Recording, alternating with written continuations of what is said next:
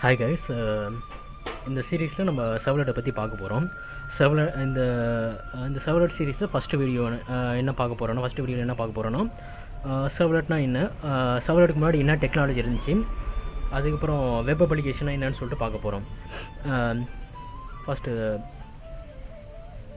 இப்போ ஒரு வெப் அப்ளிகேஷனா என்னன்னு சொல்லிட்டு பார்க்கலாம். ஒரு வெப் அப்ளிகேஷனா வெப் ப்ரௌசர் மூலிமா ஒரு கிளைண்ட் வந்து வெப் ப்ரௌசர் மூலிமா ஒரு ரெக்வஸ்ட் வந்து சர்வருக்கு அனுப்பிவிட்டு அந்த சர்வரில் வந்து ரைட் பண்ணியிருக்க கோடை வந்து ப்ராசஸ் பண்ணி அந்த ரெக்வஸ்ட்டுக்கான ரெஸ்பான்ஸ் வந்து மறுபடியும் கிளைண்ட், அதாவது வெப் ப்ரௌசருக்கே அனுப்பிச்சி விட்டு அதை வந்து கிளைண்ட் வந்து வியூ பண்ணி பார்க்குற மாதிரி இருக்கும். இதுதான் வெப் அப்ளிகேஷன் சொல்லிட்டு சொல்லுவாங்க. இந்த வெப் அப்ளிகேஷனை ரெண்டு விஷயத்தை கம்போஸ் பண்ணி உருவாக்கியிருப்பாங்க. அதாவது வெப் காம்போனண்ட்டு அப்புறமேட்டு சில எலிமெண்ட்ஸை வச்சு இது பண்ணிருப்பாங்க. வெப் காம்போனண்ட்னா servlet, JSP, filters and extra, இது மாதிரி நிறைய வெப் பேஸ்டு டெக்னாலஜிஸ் இருக்குது. அது வெப் காம்போனன்ட்ஸ் இருக்குது. அதுவும் அப்புறமேட்டு சில எலிமெண்ட்ஸ் இருக்குது. HTML ஃப்ரண்ட் எண்ட் எலிமெண்ட்ஸ்னு சொல்லுவாங்க. HTML, CSS, JavaScript இதுதான். இது ரெண்டையும் கம்போஸ் பண்ணி உருவானது தான் வெப் அப்ளிகேஷன் சொல்லிட்டு சொல்லுவாங்க. இந்த இப்போ சர்வரில் வந்து வெப் சர்வர்னு சொல்லிட்டு ஒன்று இருக்கும்.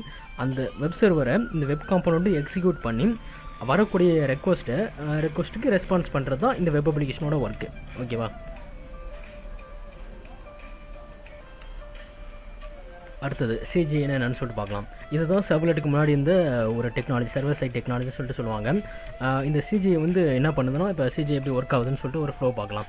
இப்போ வந்து ஒரு ரெக்வஸ்ட் வருது, அது வந்து வெப் சர்வருக்குள்ளே போகுது.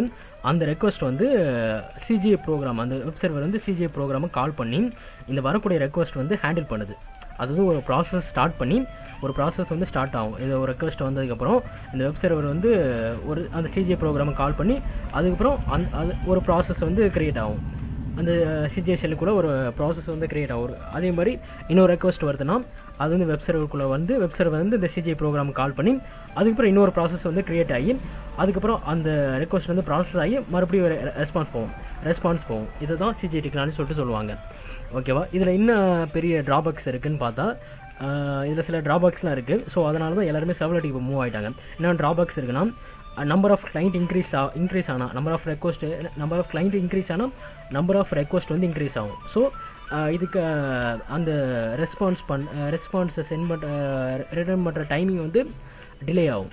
ஓகேவா? அதனால் இது வந்து ரொம்ப அதிக டைம் எடுத்துக்கும். சரியா? அப்புறமேட்டு ஒவ்வொரு ரெக்வஸ்ட்டுக்கும் ஒவ்வொரு ப்ராசஸ் வந்து க்ரியேட் ஆகுது. ஸோ வெப் சர்வர் வந்து கொஞ்சம் தடுமாறும்னு வச்சுக்கலாம், அந்த மாதிரி ஆகும்.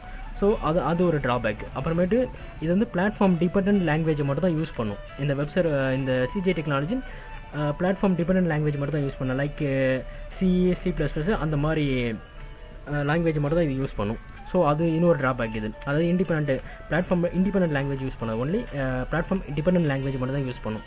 ஸோ அது ஒரு பெரிய ட்ராபேக் இதில். ஓகேவா? அதனால தான் எல்லாருமே இந்த மாதிரி ட்ராபேக்ஸ் இருக்கனால தான் எல்லாருமே இப்போ சர்வ்லெட்டுக்கு மூவ் ஆகிட்டாங்க. ஓகேவா? சரி, இந்த வெப் அப்ளிகேஷன் அப்படின்னா என்னன்னு சொல்லிட்டு பார்க்கலாம். இது அதாவது ஒரு கிளைண்ட் வந்து வெப் ப்ரௌசர் மூலிமா, எந்த ஒரு வெப் ப்ரௌசர்னாலும் பிரச்சனை இல்லை, அது மூலிமா ஒரு யூஆர்எல் ரெக்வஸ்ட்டை சர்வருக்கு அனுப்பிச்சுடுவாங்க. இந்த சர்வர் என்ன பண்ணும், அந்த ரெக்வஸ்ட்டுக்கான கோடை வந்து ப்ராசஸ் பண்ணி அந்த ரெக்வஸ்ட்டுக்கான ரெஸ்பான்ஸை வந்து மறுபடியும் ப்ரௌசருக்கு அனுப்பிச்சுட்டு கிளைண்ட் அது மூலிமா அந்த ப்ரௌசர் மூலிமா பார்த்துப்பாங்க. இதுதான் வெப் அப்ளிகேஷன் சொல்லிட்டு சொல்லுவாங்க. ஓகேவா? அடுத்து இப்போ வந்து நம்ம சர்வ்லெட்டுக்கு போயிடலாம். இப்போ சர்வ்லெட்னா இது ஒரு டெக்னாலஜி. இது வந்து சர்வர் சைட் பேஸ் பண்ண டெக்னாலஜி. அதாவது சர்வர் சைடில் இருக்க விஷயத்தை ஹேண்டில் பண்ணி ப்ராசஸ் பண்ணுற சில விஷயத்துக்கு யூஸ் ஆகிறது தான். அதனால் இது சர்வர் சைட் டெக்னாலஜி சொல்லிட்டு சொல்லுவாங்க. ஓகேவா? இது வந்து என்னென்னா இது எதுக்கு யூஸ் பண்ணுறாங்கன்னா, கிரியேட் வெப் அப்ளிகேஷனை க்ரியேட் பண்ணுறது, அதாவது கிரியேட் டைனமிக் வெப் அப்ளிகேஷனை க்ரியேட் பண்ணுறதுக்கு இது யூஸ் ஆகுது. அப்புறமேட்டு இது வந்து டைனமிக் வெப் பேஜஸை வந்து ஜென்ரேட் பண்ணி கொடுக்குது. ஓகேவா? அது இன்னொரு யூசேஜ். அது அடுத்து வந்து இந்த சர்வ்லெட் டெக்னாலஜி வந்து ஜாவா லாங்குவேஜால் உருவாக்கப்பட்டதுனால இது வந்து ரோபஸ்ட்டாக அந்த ஸ்கேலபிள்னு சொல்கிறாங்க. ஓகேவா? அடுத்து வந்து இதுக்கு முன்னாடி CGIன்ற டெக்னாலஜி இருந்துச்சு, ஆல்ரெடி நம்ம பார்த்துருந்தோம். அது வந்து ஒரு சர்வர் சைட் ப்ரோக்ராம் லாங்குவேஜ். அது வந்து நிறைய ட்ராபேக்ஸ் இருக்கனால இப்போ யாரும் அதை யூஸ் பண்ணுறதில்ல. ஓகேவா? அடுத்தது இதில் வந்து இந்த சர்வ்லெட் APIன்னு சொல்லிட்டு ஒன்று இருக்குது. சர்வ்லெட் API தான். சர்வ்லெட் APIயில் நிறைய இன்டர்ஃபேஸஸ் அண்ட் கிளாஸஸ் இருக்குது. ஓகேவா? அதுதான் இந்த servlet, generic servlet, HTTP servlet, servlet request, servlet response இதெல்லாம் வச்சு தான் நம்ம வந்து ஒரு வெப் அப்ளிகேஷனை க்ரியேட் பண்ண முடியும். ஓகேவா? இதை பற்றி நம்ம டீட்டெயிலாக பின்னாடி பார்ப்போம். ஓகே, ஒன் பை ஒன்னாக இந்த சர்வ்லெட்டை அதை இந்த சர்வ்லெட்டை நிறைய விதமாக சொல்லலாம். இது ஒரு டெக்னாலஜின்னு சொல்லிட்டு சொல்லலாம், ஒரு ஏபின்னு சொல்லிட்டு சொல்லலாம், இல்லை இது ஒரு இன்டர்ஃபேஸ்ன்னு சொல்லிட்டு சொல்லலாம், இது ஒரு கிளாஸ்ன்னு சொல்லிட்டு சொல்லலாம், அப்படி இல்லை இது ஒரு வெப் காம்பனண்ட்டு சொல்லிட்டு சொல்லலாம். அதாவது ஏன் டெக்னாலஜி சொல்கிறாங்கன்னா, இது வந்து ஒரு வெப் அப்ளிகேஷனை க்ரியேட் பண்ணுறதுக்கு யூஸ் ஆகுது. ஸோ அது வந்து ஒரு டெக்னாலஜி சொல்லிட்டு சொல்கிறாங்க. அடுத்து இது ஏன் ஒரு ஏபின்னு சொல்லிட்டு சொல்கிறாங்கன்னா, இது வந்து நிறைய இன்டர்ஃபேஸ் அந்த கிளாஸஸை கொடுக்குது, இன்க்ளூடிங் டாக்குமெண்ட்டை முதற்கொண்டு கொடுக்குது. ஸோ இதை வந்து ஒரு ஏபின்னு சொல்லிட்டு சொல்கிறாங்க. அடுத்து வந்து இது ஒரு இன்டர்ஃபேஸ்ன்னு சொல்லிட்டு சொல்கிறாங்க. ஏன்னா எந்த ஒரு சர்வ்லெட் ப்ரோக்ராமை க்ரியேட் பண்ணாலும் அதுக்கு வந்து நம்ம வந்து சர்வ்லெட் இன்டர்ஃபேஸை கண்டிப்பாக நம்ம வந்து இம்ப்ளிமெண்ட் பண்ணணும். அதுதான் நிறைய அதுக்கான ஃபியூச்சர்ஸ் எல்லாமே இந்த சர்வ்லெட் இன்டர்ஃபேஸ் தான் நம்மளுக்கு கொடுக்கும். ஸோ அது வந்து ஒரு இன்டர்ஃபேஸ்ன்னு சொல்லிட்டு சொல்கிறாங்க. அடுத்து இந்த சர்வ்லெட்டு ஒரு கிளாஸ்ன்னு சொல்லிட்டு சொல்கிறாங்க. அதாவது இப்போ ஒரு ரெக்வஸ்ட் வருது, அதுக்கான ரெஸ்பான்ஸ் பண்ணி அனுப்பணும்னா இந்த சர்வ்லெட் கிளாஸை நம்ம எக்ஸ்டெண்ட் பண்ணிக்கணும். ஸோ இது ஒரு கிளாஸ்ன்னு சொல்லிட்டு சொல்கிறாங்க. அப்புறம் வெப் காம்போனன்ட்டு, அதாவது சர்வருக்குள்ளே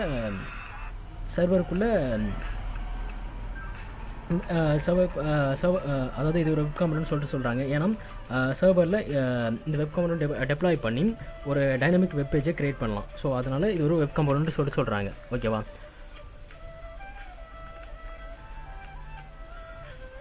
சரி, ஒரு டயக்ராம் மூலிமா இந்த சர்வர்ட் எப்படி ஒர்க் ஆகுதுன்னு சொல்லிட்டு சும்மா ஒரு ஃப்ளோ பார்க்கலாம். சரியா? அதாவது ஒரு கிளைண்ட்லேருந்து ஒரு கிளைண்ட் கிட்டேருந்து ஒரு ரெக்வஸ்ட் வருது. அது வந்து வெப் சர்வருக்குள்ளே வெப் கண்டெய்னர்னு சொல்லிட்டு ஒன்று இருக்குது. அந்த வெப் கண்டெய்னர் என்ன பண்ணும், இந்த வெப் கண்டெய்னருக்குள்ளே தான் அந்த த்ரெட்ஸ் அண்ட் சர்வ்லெட்ஸ் இருக்கும்.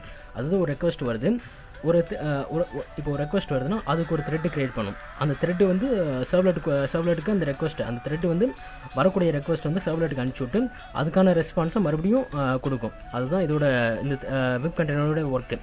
அதாவது புது ப்ராசஸை உருவாக்காது, ஜஸ்ட் த்ரெட்டு மட்டும்தான். த்ரெட்டை உருவாக்கி அதை வந்து சர்வ்லெட்டுக்கு அனுப்பிச்சி விட்டு சர்வ்லெட் வந்து இது பண்ணும். அந்த மறுபடியும் அதுக்கான ரெஸ்பான்ஸை ப்ராசஸ் பண்ணி அனுப்பிச்சி விடும் கிளைண்ட்டுக்கு. ஓகேவா? அதே மாதிரி ஒவ்வொரு ரெக்வஸ்ட்டுக்கு அதே மாதிரி தான். இது வந்து புது ப்ராசஸை க்ரியேட் பண்ணவே பண்ணாது. இது வந்து ஜஸ்ட் ஒரு த்ரெட்டை மட்டும் க்ரியேட் பண்ணி அது சர்வ்லெட்டுக்கு அனுப்பிச்சி விட்டு அந்த ரெக்வஸ்ட்டை சர்வ்லெட்டுக்கு அனுப்பிச்சி விட்டு மறுபடியும் அதுக்கான ரெஸ்பான்ஸ் பண்ணும். இதே மாதிரி மல்டிபிள் டைம்ஸ் வந்து எவ்வளோ ரெக்வஸ்ட் வருதோ அதுக்கேற்ற மல்டிபிள் டைம்ஸ் வந்து த்ரெட்டு வந்து க்ரியேட் ஆகும். ஓகேவா? அதான் இதோட பெரிய அட்வான்டேஜ் இது தான், த்ரெட்டை க்ரியேட் பண்ணுறது தான். ஓகேவா? இப்போ வந்து அதான் இங்கே என்ன சொல்லியிருக்காங்கன்னா, வெப் கண்டெய்னருக்குள்ளே த்ரெட் இருக்கும். அது வந்து த்ரெட் வந்து க்ரியேட் ஆகும். ஏன் த்ரெட் க்ரியேட் ஆகணும், அந்த ரெக்வஸ்ட்டுக்கு ஏற்ற மாதிரி எவ்வளோ ரெக்வஸ்ட் வருதோ அதுக்கேற்ற மாதிரி த்ரெட் க்ரியேட் பண்ணி அதுக்கான சர்வ்லெட்டுக்கு அந்த ரெக்வஸ்ட் அனுப்பி விட்டு மறுபடியும் ரெஸ்பான்ஸை வந்து பார்க்கும். ஏன் இந்த த்ரெட்னால என்ன அட்வான்டேஜ் இருக்குது, ஆல்ரெடி நம்ம வந்து த்ரெட்டை பற்றி ஜாவா சீரீஸில் பார்த்துருப்போம். அதுலேயே பார்த்துருந்தீங்க உங்களுக்கு தெரிஞ்சுக்கும். அதாவது அந்த த்ரெட் வந்து அந்த மெமரி ஏரியாவை ஷேர் பண்ணிக்கும். காமனாக ஒரு மெமரி ஏரியா வச்சுக்கும், அது வந்து எல்லாத்துக்கும் கூட ஷேர் பண்ணிக்கும். அடுத்தது இந்த த்ரெட் வந்து லைட் வெயிட்டு, அப்புறம் வந்து அந்த த்ரெட்டுக்கும் சர்வ்லெட்டுக்கும் இருக்க கம்யூனிகேஷனு காஸ்ட் வந்து ரொம்ப லோவாக இருக்கும். ஸோ இதெல்லாம் பெரிய அட்வான்டேஜ். சர்வ்லெட்டுக்கு இதெல்லாம் பெரிய அட்வான்டேஜ். அப்புறம் வந்து பெட்டர் பர்ஃபார்மன்ஸ் கொடுக்கும். அதை நம்ம அதில் CGI ப்ரோக்ராமில் என்ன பார்த்தோம்னா, ஒவ்வொரு ரெக்வஸ்ட்டுக்கும் ஒவ்வொரு ப்ராசஸ் க்ரியேட் பண்ணும். அப்போ வந்து என்ன பண்ணோம், சர்வர் வந்து அடி வாங்கும். அந்த மாதிரி விஷயம் இது இல்லாமல் ஜஸ்ட் ஒரு த்ரெட்டை மட்டும் ஒவ்வொரு ரெக்வஸ்ட்டும் த்ரெட்டு க்ரியேட் பண்ணுறனால இதோட பர்ஃபார்மன்ஸ் வந்து கொஞ்சம் பெட்டராக இருக்குது. அது கம்பேர் பண்ணும்போது பெட்டர் பர்ஃபார்மன்ஸ் தருது இது. ஸோ அது ஒரு அட்வான்டேஜ். அப்புறமேட்டு போர்ட்டபிலிட்டி, அதாவது இது வந்து ஜாவா லாங்குவேஜ் யூஸ் பண்ணுறது. ஸோ ஜாவா லாங்குவேஜ் யூஸ் பண்ணாலே அது ஒரு போர்ட்டபிலிட்டி நம்மளுக்கு தெரியும். அதான். அப்புறமேட்டு இது வந்து ரோபஸ்ட்டு. ஆல்ரெடி நம்ம JVM பற்றி இதில் பார்த்துருப்போம், இங்கே ஜாவா சீரீஸில் பார்த்துருப்போம். அப்படி உங்களுக்கு தெரியல அதை போய் பார்த்துட்டு வாங்க. சரியா? இந்த JVM தான் அந்த சர்வ்லெட்டை மேனேஜ் பண்ணுது. ஸோ அந்த கார்பேஜ் கலெக்ஷனு தேவையில்லாத விஷயத்தெல்லாம் அந்த JVM ஹேண்டில் பண்ணிக்கும். மெமரி லீக்கேஜ் அந்த மாதிரி விஷயத்தை எல்லாமே JVM மேனேஜ் பண்ணிக்கும். ஸோ நம்ம சர்வ்லெட் வந்து ஒரு ரோபஸ்ட்டுன்னு சொல்கிறாங்க. அடுத்து செக்யூர், அதாவது இது வந்து ஜாவா லாங்குவேஜ் யூஸ் பண்ணுது. ஜாவானாலே இதுதான் இல்லை செக்யூர் தான். ஸோ அதை தான் இங்கே சொல்லியிருக்காங்க. ஓகே, இதுதான் இந்த இன்ட்ரோடக்ஷன் வீடியோ. இது மட்டும்தான், இந்த அளவு தான் பார்த்துருக்கோம். நம்ம இதுக்கப்புறம் ஃபர்தர் டீட்டெயில்ஸ் வந்து நெக்ஸ்ட் வீடியோ வரப்போகிற வீடியோஸ் எல்லாத்துலேயும் பார்க்கலாம். சரியா? Okay, thank you.